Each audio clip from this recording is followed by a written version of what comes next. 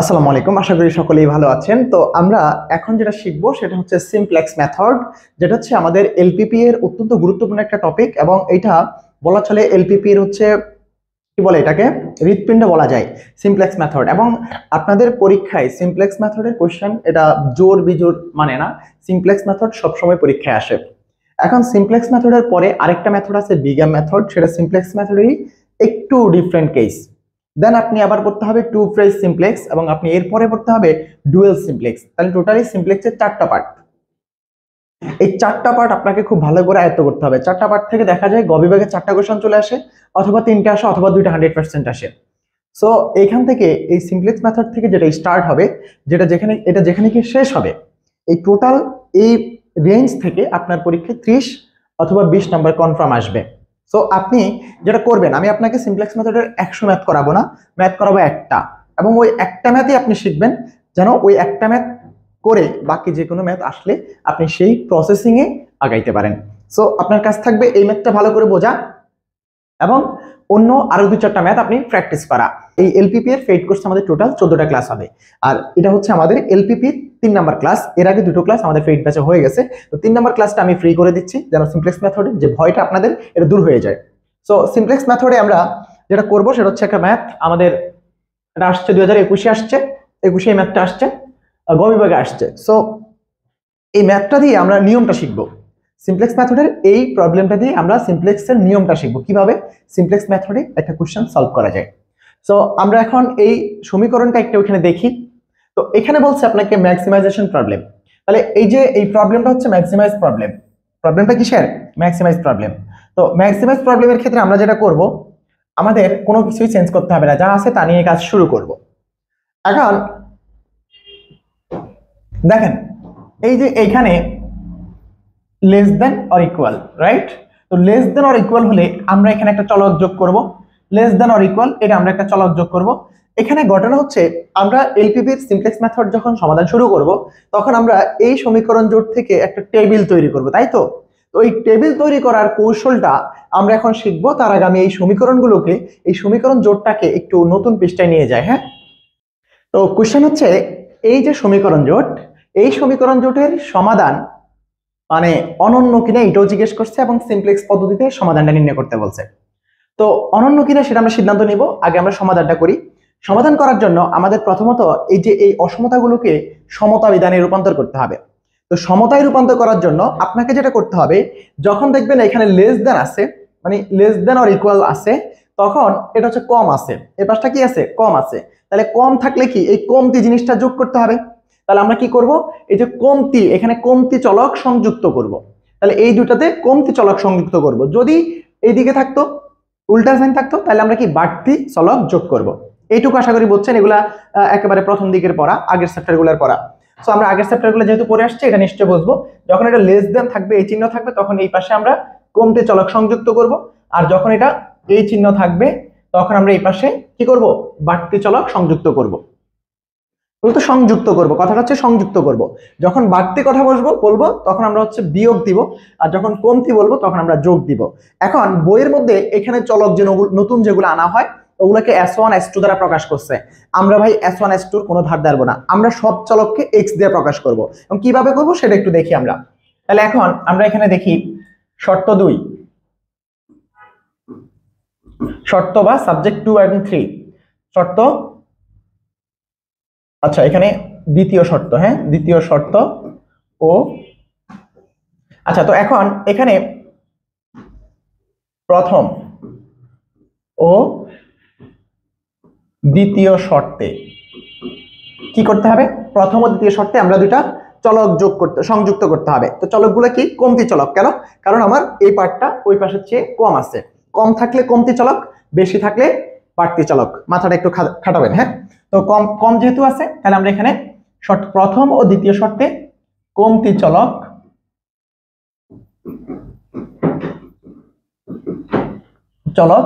x, এখানে কত পর্যন্ত আছে? 3। আমি x4 এবং x5, হ্যাঁ এগুলো হচ্ছে 0 থেকে বড় বা শূন্যের সমান। এখানেও আছে 0 থেকে বড় বা শূন্যের সমান। আমরা S1 S2 এর কাজ করব না, ঠিক আছে? আমরা x দিয়ে করব। তাহলে x4 এবং x5 সংযুক্ত করে পাই বা যুক্ত করে পাই, যুক্ত করে যুক্ত করে কি করব, সমতা করব, যুক্ত করে সমতা করে পাই, কি পাই দেখেন। তাহলে জেড ম্যাক্স এটা ম্যাক্সিমাইজেশন প্রবলেম। হ্যাঁ, তো ম্যাক্সিমাইজেশন প্রবলেমের জন্য আমরা এখানে যা আছে তাই রাখবো, x1 plus 2x2 plus 3x3 plus 0x4 plus 0x5।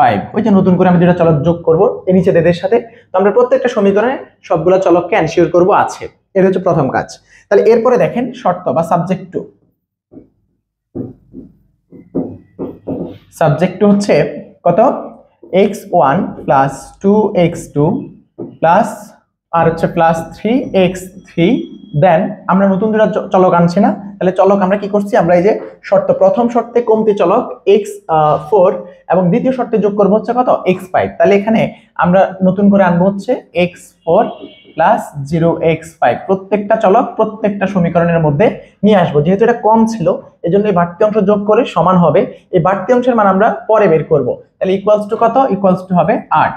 দেন আপনি পরেরটাতে যোগ করবেন কত, 2x1 plus x2 plus x3, দেন আপনি এখানে হচ্ছে 0x4, কারণ x4টা আমরা এটাতে যোগ করব বলছি আর x5টা এখানে যোগ করব বলছি, তাহলে x5 ইকুয়ালস টু কত, 6। এখন দেখেন যদি এখানে উল্টা সাইন হতো, উল্টা সাইন থাকতো, তখন আমরা করতাম কি, আমরা এখানে মাইনাস দিতাম, এখানেও মাইনাস দিতাম, তখন আমরা লিখতাম বাড়তি চলক যুক্ত করে, তখন আমরা এখানে মাইনাস করতাম।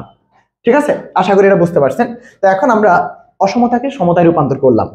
এবার একটু দেখেন, আমরা টেবিল তৈরি করব, সিমপ্লেক্স অ্যালগরিদম বা সিমপ্লেক্স টেবিল তৈরি করব। এটার জন্য আমাদের আগে খেয়াল করতে হবে সিমপ্লেক্স মেথড বা সিমপ্লেক্স মেথডে একটা কোশ্চেন সলভ করা যাবে কিনা, এটা এখানেই আপনাকে সিদ্ধান্ত নিতে হবে। আপনি যদি মনে করেন আপনি টেবিল তৈরি করে ফেললেন, সবকিছু করে ফেললেন, যা দেখলেন তো মিললো না, কেন মিলবে না, না মেলার কারণ হচ্ছে আমাদের এই সিমপ্লেক্স মেথডে একটা সমীকরণ জোট সমাধানের জন্য যে শর্ত আছে, সেই শর্ত হচ্ছে আপনাকে বেসিস ম্যাট্রিক্স ফর্ম করতে হবে। এন্ড বেসিস ম্যাট্রিক্স বা ভিত্তি ম্যাট্রিক্স কি জিনিস, ভিত্তি ম্যাট্রিক্স হচ্ছে যখন এখানে সমীকরণ দুইটা আপনার পাইতে হবে হচ্ছে 1 0 0 1, এই যে এই ম্যাট্রিক্সটা পাইতে হবে, এটা হচ্ছে I2 বেসিস ম্যাট্রিক্স I2, এটা আপনি খুঁজে পেতে হবে। দেখেন তো আপনি এই দুটো সমীকরণের মধ্যে এই যে x1 x2 x3 এদের সহগ নিয়ে এরকম কোনো ম্যাট্রিক্স ফর্ম করছে কিনা আমি একটু চেক করে দেখি। দেখেন এই যে এখানে 1 এখানে 0 এখানে 0 এখানে 1, তার মানে এটা বেসিস ম্যাট্রিক্স ফর্ম করছে, এই বেসিস ম্যাট্রিক্সটা x4 এবং x5 ফর্ম করছে। দ্যাটস ওয়াই আমরা এই সমীকরণটাকে সিমপ্লেক্স মেথড 1 এ সলভ করতে পারবো। আর যদি এই বেসিস ম্যাট্রিক্সটা এখানে ফর্ম না করতো তাহলে আমরা বিগামের দিকে যাব, তাহলে বিগাম কখন হবে, বিগাম হচ্ছে আমরা এই বেসিস ম্যাট্রিক্স যখন পাবো না তখন আমরা বিগামের দিকে যাব। বাট আমরা সিমপ্লেক্স মেথডে যখন সলভ করব তখন আমরা দেখব এটা মিলছে কিনা। যদি এইটা মিলে, যদি দুইটা সমীকরণ হয় তাহলে এইটা, আর তিনটা সমীকরণ হলে এইটা, তিনটা হলে এইটা আপনাকে ফর্ম করতে হবে। এখন এটা পাশাপাশি থাকতে হবে, ব্যাপারটা এরকম না।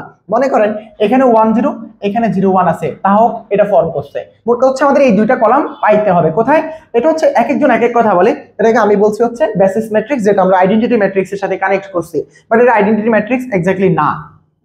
তবে এই জিনিসটা আপনার খুঁজে বের করতে হবে, যদি থাকে তাহলে সিমপ্লেক্স মেথডে এই সমীকরণ জোট সমাধান করা যাবে, আর যদি এটা না থাকে তাহলে আপনাকে সিমপ্লেক্স 2 অর্থাৎ বিগাম মেথডে যেতে হবে।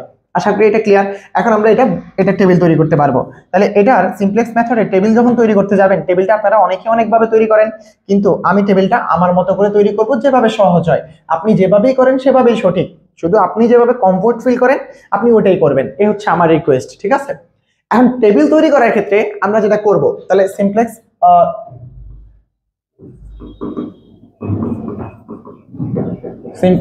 টেবিল তৈরি করি, সিমপ্লেক্স টেবিল তৈরি করি। তাহলে এখন সিমপ্লেক্স টেবিল তৈরি করার জন্য আপনারা কি করবেন, আমি যেভাবে করি সেটা একটু দেখেন। আমরা প্রথমে এইভাবে একটা রেক্ট্যাঙ্গেল আয়তক্ষেত্র অঙ্কন করব, এবং আয়তক্ষেত্রের এই উপর দিয়ে এরকম একটা দাগ টেনে দিব এবং নিচেও একটা দাগ টেনে দিব, ঠিক আছে। এই কাজটা আমরা করে ফেলবো। করার পরে আমরা এই যে এখানে প্রথম 1 2 এই দুইটা ঠিক এভাবে রাখবো, 3 নম্বরটা একটু উপর থেকে টানবো এবং নিচে একবার মিলিয়ে দেব। তারপরে এই যে এইখান থেকে এটাকে শেষ পর্যন্ত নিয়ে যাব। ওকে, এখন চলে আসো, এই যে ম্যাট্রিক্সটা আমরা যে টেবিলটা আঁকলাম এটা অনেক সহজ, আমি যেভাবে শিখছি এটা আসলে এইভাবেই, তো এভাবে অনেক সহজ, বাট তোমাদের কাছে অন্যরকম থাকতে পারে, তোমার কাছে যেটা সহজ মনে হয় তুমি সেটাই করো, বাট ম্যাথমেটিক্যালি পরের চকে বা আমরা প্রত্যেকটা জিনিসে কি করব সেই জিনিসটা বোঝার জন্য তুমি আমার ক্লাস দেখবা। বাট এই টেবিল তুমি যেভাবে কমফোর্ট ফিল করো ওভাবে, আর যদি মনে করো যে এটা সহজ তুমি এটা দিয়ে করতে পারো। তাহলে এখানে আমরা সিবি দেব, এখানে দেব হচ্ছে, এখানে দেব বি, এবং এখানে দেব হচ্ছে এক্স বি, ঠিক আছে। তারপরে আমার এখানে চলক কয়টা, চলক হচ্ছে 5টা, x1 x2 x3 x4 x5, তাহলে আমরা এখানে 6টা ঘর করব, কয়টা ঘর, 6টা ঘর করব। তাহলে হচ্ছে এই হলো,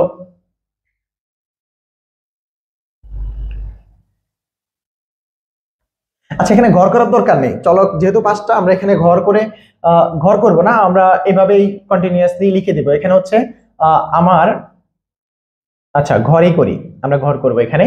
তাহলে এখানে হচ্ছে সি জে, এখানে হচ্ছে ভি, তারপরে 1 ঘর, 2 ঘর, 3 ঘর, 4 ঘর, 6 ঘর। আমার এখানে আরো একটা ঘরের প্রয়োজন আছে, যেটা হচ্ছে আমার ইয়ের জন্য, এটা হচ্ছে মেইন রেশিওর জন্য তথা সর্বনিম্ন অনুপাতের জন্য, রাইট।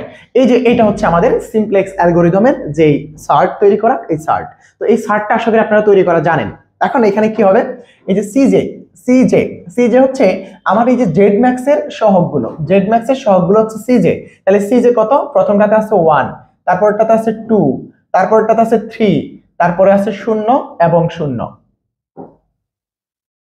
5টা। তাহলে আমি ঘর কয়টা করলাম, ঘর কি আমি 6টা করে ফেলছি, 1 2 3 4 5, 1 2 3 4 5, না ঘর 5টা, বাট আমি এটা একটু বেশি করে ফেলছি, এই ঘরটা আমার লাগবে না, হ্যাঁ এই ঘরটা আপনারা একটু মুছে দেন, এটা আমার লাগবে না। তাহলে আমি একটা ঘর বেশি করে ফেললাম, হ্যাঁ ওকে। তাহলে এইটুকু হচ্ছে আমাদের ঘর, ওকে ফাইন। তো এখন দেখেন এই সিজে এর পরিচয় কি আমরা বুঝছি, জেড ম্যাক্স এর এক্স এর সহগগুলো হচ্ছে সিজে, সিরিয়ালি বসায় দিবেন, ওকে।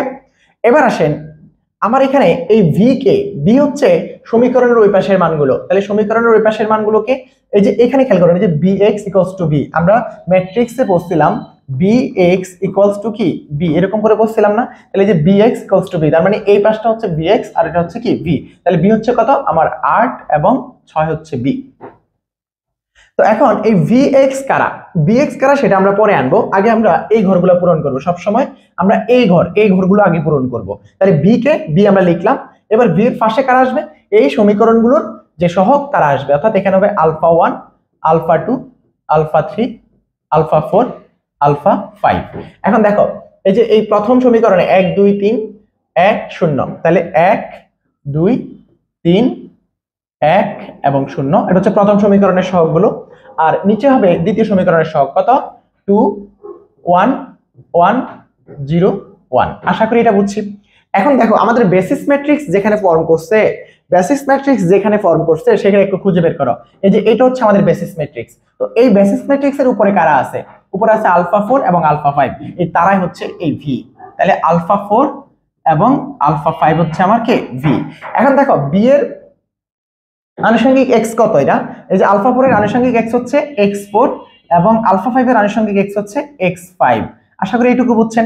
এবার দেখেন এই যে সিবি কে, সিবি হচ্ছে এখানে যারা আসবে তাদের মাথার উপরে কে আছে, সিবি হচ্ছে এই বিতে যারা আসবে তাদের মাথার উপরে কে আছে, সিবি হচ্ছে বিতে যারা আসবে তাদের মাথার উপরে কারা আছে, তাহলে আলফা 4 এবং আলফা 5 এর উপরে 0 এবং 0 আছে। আশা করি এই চার্টটা আপনারা লিখতে পারবেন ঠিকঠাক, ওকে। তো এখন এই যে এখানে আমরা প্রত্যেকটা সারণী কিন্তু আশা করি বুঝছি।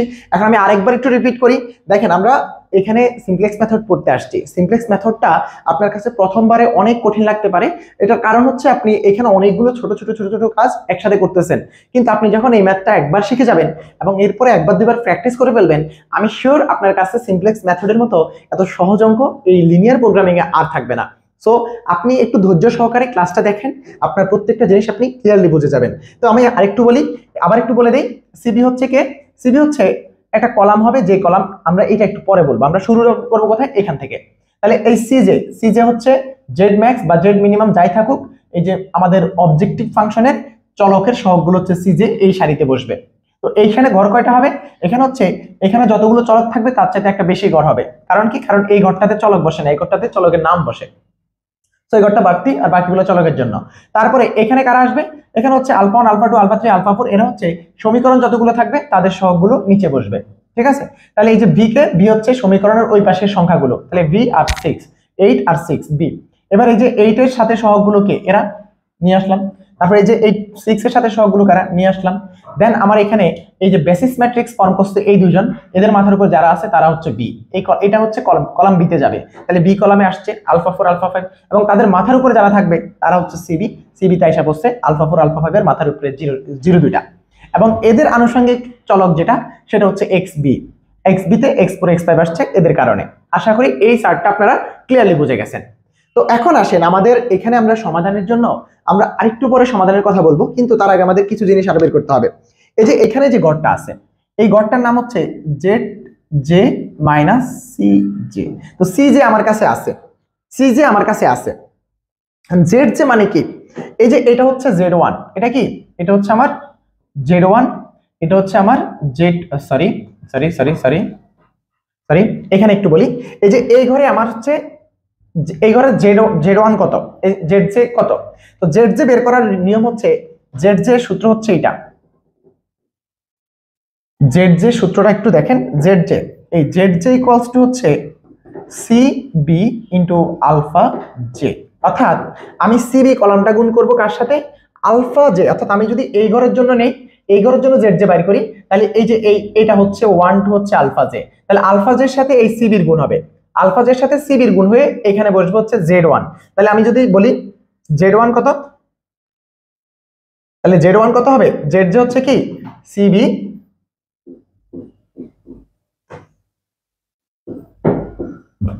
আলফা জে, এটা হচ্ছে Z J.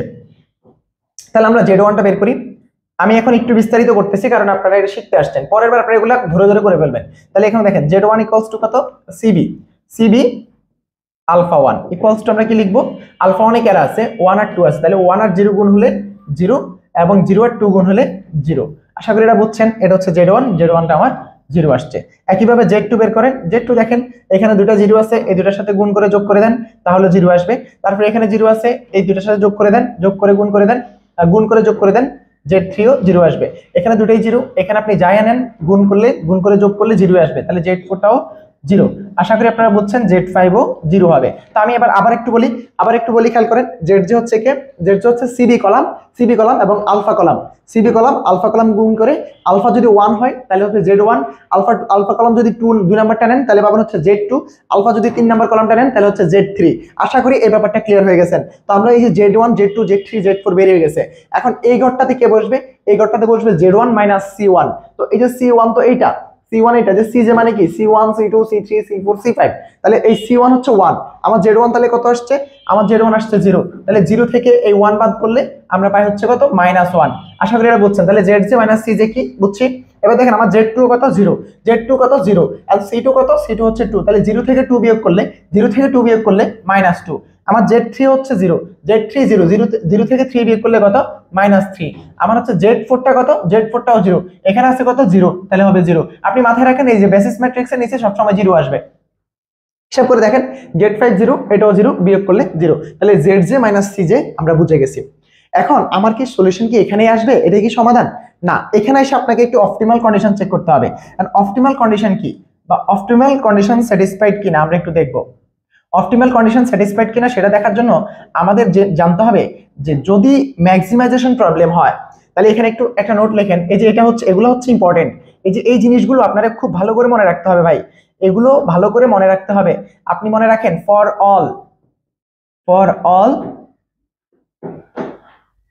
All ZJ minus CJ greater or equal 0 যদি হয়, for all ZJ minus CJ greater or equal কার জন্য, for all ZJ minus CJ আমরা এখানে লিখবো হচ্ছে ম্যাক্সিমাইজেশন প্রবলেম।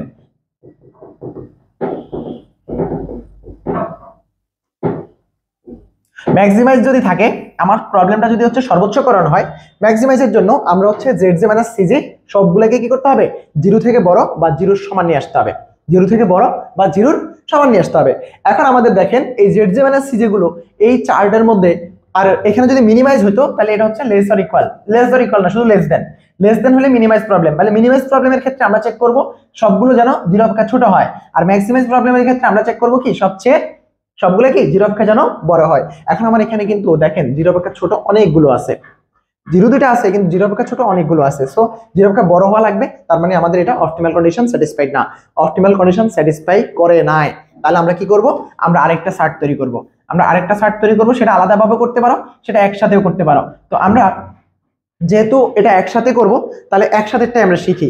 আলাদা আলাদা চাইলে করতে পারো, আলাদা আলাদা চাইলে এই চার্টটা আবার তৈরি করে দেন আবার এই মানগুলো বসিয়ে তারপরে আসতে পারো, কিন্তু আমি একসাথে করে দেবো। কিভাবে একসাথে করতে হয় একটু ভালো করে খেয়াল করো। তোমার তখনকার কাজ থাকবে, একসাথে যদি করতে চাও তাহলে তোমার কাজ থাকবে শুধুমাত্র এই তিনটা সারিকে আবার নতুন করে রিড্র করা। তাহলে এই তিনটা সারির জন্য আমি আবার দাগ টানলাম, দাগ টেনে আমি আবার এটা বর্ধিত করলাম। তাহলে আশা করি এটা তোমরা বুঝতেছো। এই তিনটার জন্য, এই তিনটা উপরেগুলো তো আমার উপরে আছে, আমি ওগুলা থেকেই কাউন্ট করবো, নিচে আর ওগুলাকে চিন্তা করবো না। তাহলে আমাদের শুধু পরে আবার কাউন্ট করবো হচ্ছে এই অংশটা নতুন করে এখানে আনবো, যেহেতু এটা এখানে অপটিমাল কন্ডিশন স্যাটিসফাইড করে নাই। এখন আসো, এখানে আমরা অপটিমাল কন্ডিশন স্যাটিসফাইড না করার পরে আমরা যেটা করব, এখানে কাকে ধরে কাজ করব। এখানে আমাদের একটা কি এলিমেন্ট লাগবে, নতুন একটা ঘরে আমি ঢুকবো, তাহলে নতুন ঘরে ঢুকতে গেলে আমার একটা ছাবির প্রয়োজন। এই ছাবিটা আমার কে দিবে, ছাবি হচ্ছে এই জেড জে মাইনাস সি এর মধ্যে সবচেয়ে কম, সবচাইতে কম যেটা সেটা। তাহলে জেড জে মাইনাস সি এর মধ্যে সবচেয়ে কম কে, এই যে -3। তাহলে -3 এর ভিতরে আমরা এরকম একটা চিহ্ন দিব, যেটা দ্বারা বোঝা হচ্ছে সে প্রবেশ করবে। কোথায় প্রবেশ করবে, সে এখানে α4 α5 এর মধ্যে যে কোনো একটাতে এসে বসবে। এখন কোনটাতে এসে বসবে এটা ডিপেন্ড করে, আমরা পরের লাইনে আরেকটু কথা বলি তাহলে বুঝে যাবো। তাহলে আমরা বুঝছি α3 প্রবেশ করবে, α3 প্রবেশ করবে, এদের যে কোনো একজন বের হয়ে যাবে। এখন তার জন্য আমাদের চেক করতে হবে এই α3 এর উপরে যারা আছে এই কলামে 3 এবং 1, এদের মেইন রেশিও কত।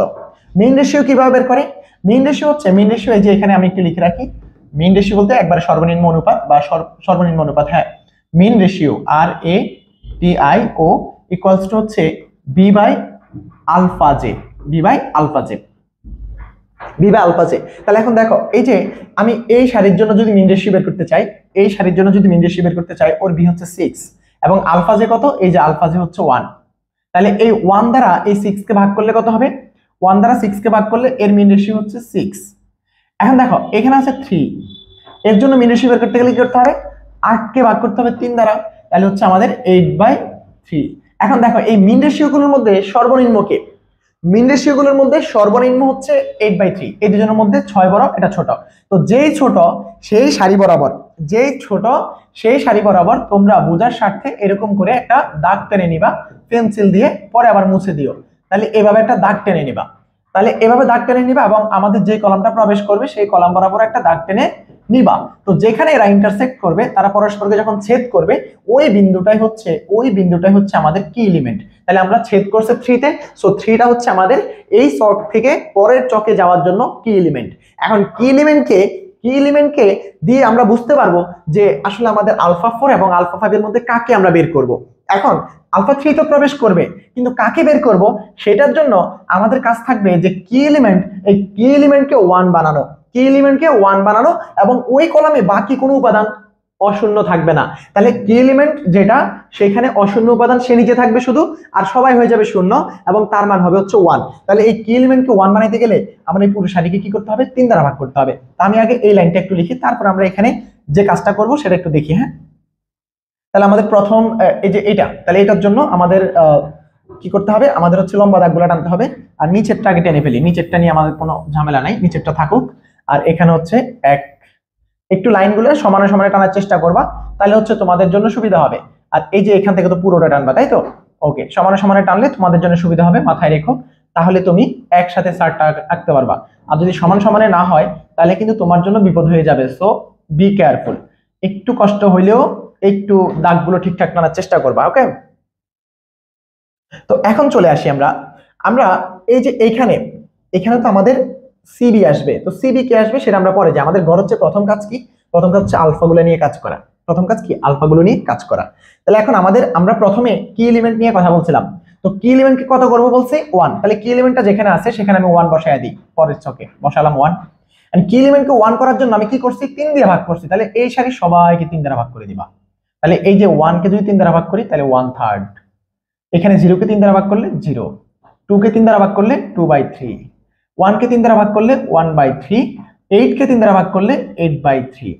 তারপরে দেখো এখানে আছে কত 1, আমার তো 1 রাখা যাবে না, 1 কে এই কি এলিমেন্ট যেই সারিতে আছে সেই সারির সাপেক্ষে শূন্য বানাইতে হবে। ওয়ানকে মানে যেটা কি এলিমেন্টের সারি, ওই সারি ব্যতীত ওইখানের ওই কি এলিমেন্টের কলামের মধ্যে অন্য কোনো উপাদান অশূন্য থাকবে না, সেটা শূন্য বানাইতে হবে।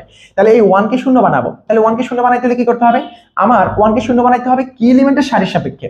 তাহলে আমি 1 থেকে 3 বিয়োগ করলাম, কারণ যার সাপেক্ষে তারে বিয়োগ। দেখো আমি 3 এর সাপেক্ষে, যে 3 এর সাপেক্ষে 1 কে 0 বানাবো, নট 1 এর সাপেক্ষে 3 কে। কি এলিমেন্টের সাপেক্ষে, কি এলিমেন্টের সাপেক্ষে ওই কলামের অন্য উপাদানগুলোকে 0 বানাইতে হবে। কি এলিমেন্টের সাপেক্ষে, আবার বলছি, কি এলিমেন্টের সাপেক্ষে ওই কলামের অন্য উপাদানগুলোকে 0 বানাইতে হবে। তাহলে যার সাপেক্ষে তারে বিয়োগ, এই কথাটা মাথায় রাখবা। তাহলে আমার এই যে 1 3 এর সাপেক্ষে কি এলিমেন্ট হচ্ছে 3, তার সাপেক্ষে 1 কে 0 বানাবো, এই জন্য 1 থেকে 3 কে বিয়োগ করছি, কিন্তু 0 কি হবে, 0 হয় না। তাহলে কি করতে হবে, 1/3 দিয়ে আবার গুণ করতে হবে। তাহলে আমাদের প্রসেসিংটা কি হলো, আমি যদি এইটার নাম দেই, আমি যদি এই সারিটার নাম দেই R1, এই সারির নাম যদি R1 দেই, এই সারির নাম যদি R2 দিই, এগুলো তোমরা দিবা না, তোমরা জাস্ট এগুলা ওই কি বলে পেন্সিল দিয়ে বা অন্যভাবে এটা উপরে মুছে দিও তোমার বোঝার স্বার্থে। তাহলে আমরা এই নিচের সারির এটাকে 0 বানানোর জন্য কি করলাম, 0 বানানোর জন্য করলাম হচ্ছে R2 মাইনাস 1/3 R1। আশা করি এটা বুঝছো।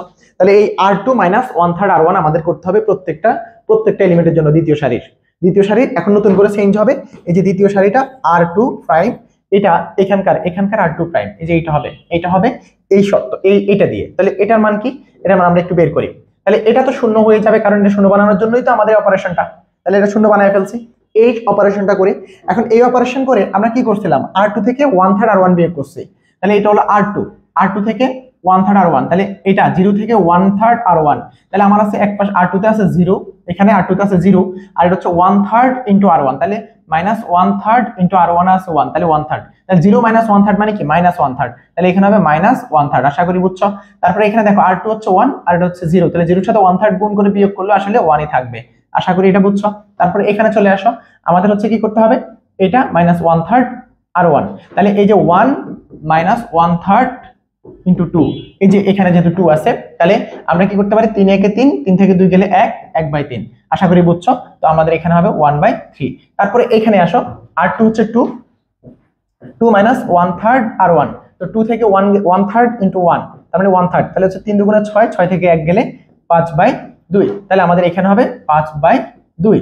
তারপরে দেখো এখানে কি করছি, এখানে আমরা এই যে 6 বিয়োগ R2 বিয়োগ 1/3 ইনটু R1, R1 এ কত আছে 8, তাহলে এখানে হচ্ছে এটা, তাহলে 318, 18 থেকে 8 গেলে কত 10, 10/3, তাহলে হচ্ছে 10/3। আশা করি এটা বুঝছো। তাহলে আমাদের এখানে হবে কত, এখানে হবে 10/3। এখন দেখো আমি একটা কাজ করি নাই, কি কাজ করি নাই, আমি বি এর কলাম যেটা, বি এর এই কলামটাতে, এই যে বি এর এই কলামটাতে আমি এখানে জেড জে মাইনাস সিজ এর মান বসাই নাই।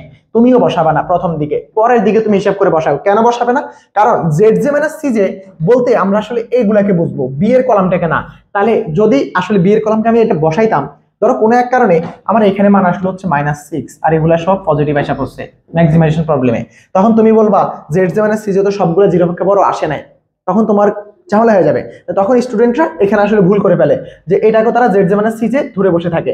এই কারণে আমি বলছি শেখার ক্ষেত্রে তুমি বি এর কলামটাকে জেড জে মাইনাস সিজে কলামে রাখবা না, কারণ এটার মান দিয়ে আসলে আমরা ম্যাক্সিমাইজেশন বা মিনিমাইজেশন প্রবলেম সলভ করি না। এটা জেড জে মাইনাস সিজের কাতারে পড়েই না, এটা যেটা আসবে সেটা হচ্ছে আমাদের সমাধান, সেটা আমাদের জানার দরকার নেই, সেটা জেড জে মাইনাস সিজে না। এটা ব্যতীত বাকি ঘরগুলোতে কি আসতে হবে, ম্যাক্সিমাইজেশন প্রবলেমে 0 অপেক্ষা বড় হইতে হবে অথবা 0 আসতে হবে। এর চেয়ে ছোট আসলে আমরা হচ্ছে পরের টেবিলে যাব। এই হচ্ছে ঘটনা। তাহলে এখন দেখো এবার এখানে চলে আসো, আমরা যখন এই যে কি এলিমেন্টের কলামটাকে সাজালাম, এই যে 1 0 করলাম, সেটা আগের টেবিলের কার মতো হয়েছে দেখো। সেটা এই যে এইটাকে যখন আমি 1 বানাইছি এবং এটাকে 0 বানাইছি, তখন কি হলো 1 আর 0 এটা এই টেবিলের কার মতো হয়েছে, এই যে এটার মতো হয়েছে। তো যার মতো হবে তাকে আমরা এই বেসিস ম্যাট্রিক্স থেকে বের করে দিব। তার মানে এই যে এই বেসিস ম্যাট্রিক্সের যে কলামটা বা ভিত্তি কলাম, এই ভিত্তি কলাম থেকে বের হবে কে, এই যে এখানে কি এলিমেন্টের কলামটা নতুন করে সাজালে যার মতো হবে, আগের ছকের বা আগের সারণীর যার মতো হবে, তাকে আমরা বের করে দিয়ে এই কি এলিমেন্টের উপরে যে থাকবে তাকেই প্রবেশ করাবো। তাহলে আমাদের বের হয়ে যাবে কে 4, আমাদের আলফা 4 বেরিয়ে যাবে। সেটাকে তুমি এইভাবে একটা চিহ্ন দিবা, সে বের হবে, এ প্রবেশ করবে কোথায়, বেসিস ম্যাট্রিক্সে। তাহলে বেসিস ম্যাট্রিক্সে আমার আলফা 3 আসবে কার জায়গায়, আলফা 4 এর জায়গায়। তাহলে এখানে তুমি আলফা 3 দিয়ে দাও, এবং আলফা 3 এর অনুষঙ্গিক x হচ্ছে আলফা x3, রাইট। আর এখানে আলফা 5 আছে থাকলো, আমাদের x5 ও থাকলো। এখন আলফা 3 এর মাথার উপরে কি আছে, আলফা 3 এর মাথার উপরে আছে 3, তাহলে এখানে আসবে 3, এবং আলফা 5 এর মাথার উপরে আগেও 0, এখনো 0, তা কোনো চেঞ্জ হয় নাই। তাহলে আশা করি আমরা উপরের চক থেকে নিচের চকে আসাটা খুব ভালো করে বুঝছি। যদি বুঝতে অসুবিধা হয় আমার সাথে অবশ্যই ভাই কথা বলবা, তুমি তোমার সাথে ইন্টারঅ্যাক্ট করতে পারলে আমি তোমার সমস্যা বুঝতে পারবো, তাহলে আমি তোমাকে ক্লিয়ার করতে পারবো তোমার আসলে কি করা উচিত, রাইট? সো তোমার কাজ হচ্ছে তুমি না বুঝতে পারলে আমার সাথে কথা বলা।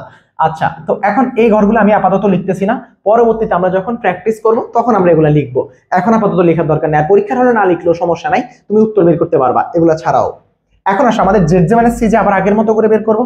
তাহলে এবার আসো এখানে হচ্ছে কি Z J minus C J, আমি আর ওইখানে আগের মতো করে ব্যাখ্যা দিব না, আমি জাস্ট সরাসরি লিখে দিচ্ছি। তাও লিখতে একটু অসুবিধা হইলে আমি একটু হেল্প নিব, নিচের জায়গাগুলোতে আবার লিখবো। তো আমি একটু দেখি, এখানে প্রথমে এই যে 1 নাম্বার কলাম, রাইট? এটার সাথে এটা গুণ করলে কত হয় 3 ইন্টু 1/3 প্লাস এটার সাথে এটা গুণ করলে কত হয় 0 মাইনাস C1 কত 1, আশা করি এটা বুঝছো। তাহলে এই যে এই 3 আর 3 কাটা হয় 1 থাকে, 1 মাইনাস 1 কত হয় 0 হয়, তাহলে এখানে বসবে 0। Z J minus C J, যেটা হচ্ছে C1, এটা কি C1 আর এটা হচ্ছে কি Z1, আশা করি এটা বুঝছো। Z1 হচ্ছে এইটা আর এটার গুণ করছি, 1 নাম্বার আলফা 1 এর কলামটা আর এই যে CB এর কলামটা গুণ করলে আমরা হচ্ছে কি পাবো Z1 পাবো। তাহলে Z1 হলো, এটা বসালাম 1 পেলাম, তাহলে এটার কাজ শেষ। এরপর আমরা হচ্ছে Z2 কত 2 নাম্বার কলাম হচ্ছে এইটা, তাহলে এটার সাথে গুণ করো 3 ইন্টু 2/3 প্লাস 0 ইন্টু 1/3, তাহলে এটা 0 মাইনাস হচ্ছে C2 হচ্ছে 2, তাহলে দেখো এই 3 কাটা 2 মাইনাস 2, তাহলে হচ্ছে কত 0। আশা করি এটাও বুঝছো। এবার আসো আমরা হচ্ছে Z3 নিয়ে কাজ করি। 3 নাম্বার কলাম, এই যে 3 নাম্বার কলাম এটা, এই 3 নাম্বার কলামে আছে কত 3 ইন্টু 1 মাইনাস 0 ইন্টু 0, এটা প্লাস অবশ্যই, তাহলে 0 ইন্টু 0 মাইনাস হচ্ছে C3, তাহলে C3 কত C3 হচ্ছে আমার 3, দেখো 3, তাহলে 3 মাইনাস 3 দ্যাট মিন্স 0, এখানেও 0 আসলো। এবার আসো C4, তাহলে C4 Z4, তাহলে এটা বাদ দিয়ে দিই, আমরা Z4 আবার বের করি। 3 এর সাথে 4 নাম্বার কলাম, এই যে এটা 4 নাম্বার কলাম, তাহলে 3 ইন্টু 1/3 প্লাস 0 ইন্টু মাইনাস 1/3, এই যে এটার সাথে এটা গুণ হলো, এটা হলো মাইনাস হচ্ছে C4 হচ্ছে কত 0। তাহলে এখন দেখো এই যে এখানে 3 কাটা 1, তাহলে 1 মাইনাস 0, তাহলে 1 থাকতেছে এখানে। তারপরে দেখো সর্বশেষ যেটা 3 ইন্টু 0 0 আর 0 ইন্টু 1 0 আর মাইনাস হচ্ছে 0, দ্যাট মিন্স এটাও 0, তাহলে এখানে আসতেছে 0। তাহলে এখন আমাদের যেটা আসলো যে Z J minus C J যে কলামটা আসছে, Z J minus C J যে কলামটা আসছে সেখানে কোনো ভ্যালু দেখো 0 অপেক্ষা ছোট কিন্তু নাই, 0 অপেক্ষা ছোট কোনো ভ্যালু নাই। তার মানে আমরা কি বুঝলাম, আমাদের হচ্ছে এখানে আমাদের কি সমাধান আসছে, তাই তো? এখন সমাধান কি ইউনিক কিনা, এখানে সমাধান আসছে, এখন এই সমাধানটা কি ইউনিক হবে কিনা সেটা আমরা দেখব। সেটা কিভাবে দেখব, যখন এই যে এই সারিটাতে অর্থাৎ Z J minus C J এই সারিটাতে সবগুলো মান আমাদের এই অপটিমাল কন্ডিশনকে স্যাটিসফাইড করছে। মানে অপটিমাল কন্ডিশন কি, যখন আমরা ম্যাক্সিমাইজেশন প্রবলেম সলভ করব তখন এখানে সবগুলো হইতে হবে কি বি এর কলাম বাদ, এখানে Z J minus C J যেগুলো এগুলো সবাই হইতে হবে 0 অপেক্ষা বড় বা 0 সমান, ঠিক হবে 0 অপেক্ষা বড় বা 0 সমান। তাহলে এখন 0 অপেক্ষা বড় বা 0 সমান যদি হয় তাহলে আমরা বলবো হচ্ছে অপটিমাল কন্ডিশন স্যাটিসফাইড, অর্থাৎ আমাদের সমাধান আছে। কিন্তু সমাধানটা কি ইউনিক হবে কিনা সেটা ডিপেন্ড করে এই যে এইখানে আমাদের যে বি কলামটা আছে, বি কলামটার নাম কি বেসিস ম্যাট্রিক্স বা ভিত্তি কলামের মধ্যে কোন রকমের আমাদের বাড়তি বা কমতি চলক যেগুলো আমরা অ্যাড করছি ওগুলো আছে কিনা, আছে, তাহলে আমরা দেখব আমাদের এটা আসলে কি একক সমাধান নেই। এখন এখানে খেয়াল করো আরেকটা ওয়েও আছে, এই যে এখানে Z J minus C J সবগুলো যদি 0 অপেক্ষা বড় হইতো তাহলে ইউনিক সলিউশন, কেউ একজন 0 থাকলেও সেখানে আমরা বলবো কি ইউনিক সলিউশন নাই। তাহলে এখন এইটা দেখেন Z J minus C J সবগুলো 0 অপেক্ষা বড়, তাহলে এখানে সলিউশন আছে, কিন্তু এই Z J minus C J কলামের মধ্যে সারির মধ্যে অনেকগুলো 0 আছে, তো 0 একটা থাকলেও আমরা বলবো এটার সমাধান ইউনিক না। আর এখানে একটু কথা বলে নেই, আমাদের যেহেতু এটা ফ্রি ক্লাস, সো আপনাদেরকে একটু বলে রাখি আপনারা চাইলে আমাদের পেইড কোর্সে আসতে পারেন, এবং এখানে আসলে সেটা না বলার কথা ছিল এইটা যে আপনারা চাইলে এই ফেসবুক গ্রুপে অ্যাড হয়ে যেতে পারেন, এটা হচ্ছে এনইউ অনার্স ম্যাথমেটিক্স এবং অনার্স গণিত লেখা আছে। দেন এটার লিংক আমি এই ভিডিওর কমেন্ট কি বলে ডেসক্রিপশনে দিয়ে দেবো, এবং আমাদের পেইড কোর্স সম্পর্কে বিস্তারিত যদি জানতে চান তাহলে এই ভিডিওর ডেসক্রিপশনে দেওয়া হোয়াটসঅ্যাপ নাম্বারে যোগাযোগ করতে পারেন, অথবা আমাদের যে এখানে যে হোয়াটসঅ্যাপ নাম্বার আছে এই নাম্বারে আপনি চাইলে যোগাযোগ করতে পারেন। সো আমি মার্কেটিং পর্ব শেষ করলাম, এখানে মার্কেটিং জাস্ট হচ্ছে কি আপনার কাছে জানানো, আপনি অনার্সে পড়েন, আপনি হয়তো দেখতেছেন যে অনলাইনে আপনি বিভিন্ন জনের ক্লাস দেখতেছেন, আমি আপনার কাছে বলবো যে আপনি বিভিন্ন ধরনের ক্লাস দেখেন, তাতে আমার কোনো বলার বা বাধা দেওয়ার কোনো কারণ নেই। আমি জাস্ট এটা বলবো আপনি আমার ক্লাসটা একবার দেখেন, শুধু জাস্ট দেখবেন, এটা হচ্ছে আপনার কাছে অনুরোধ যে আপনি ক্লাসটা দেখবেন। আমি ক্লাস বানাইতে আসছি নতুন, আমি ইউটিউবে নতুন, মানে আপনাদের জন্য অনলাইনে অনার্সের কোর্স বানাচ্ছি নতুন। সো আপনারে আমি রিকোয়েস্ট করবো যে আপনি জাস্ট ক্লাসগুলো একটু এখন দেখেন, ফ্রি ক্লাসগুলো দেখেন।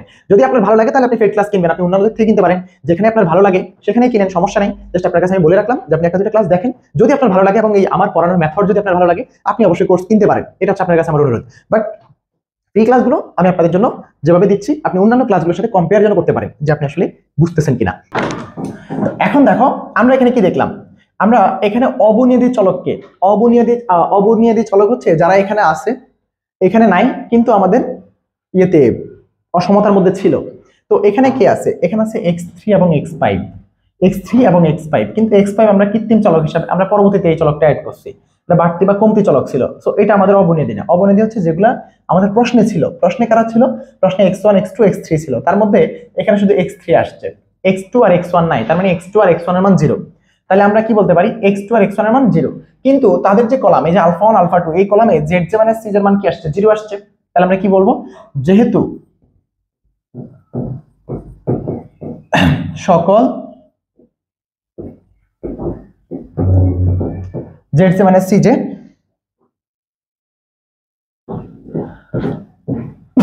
greater or equal 0, তাই সমস্যাটির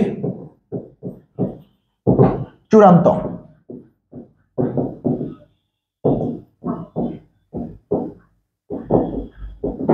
বিদ্যমান।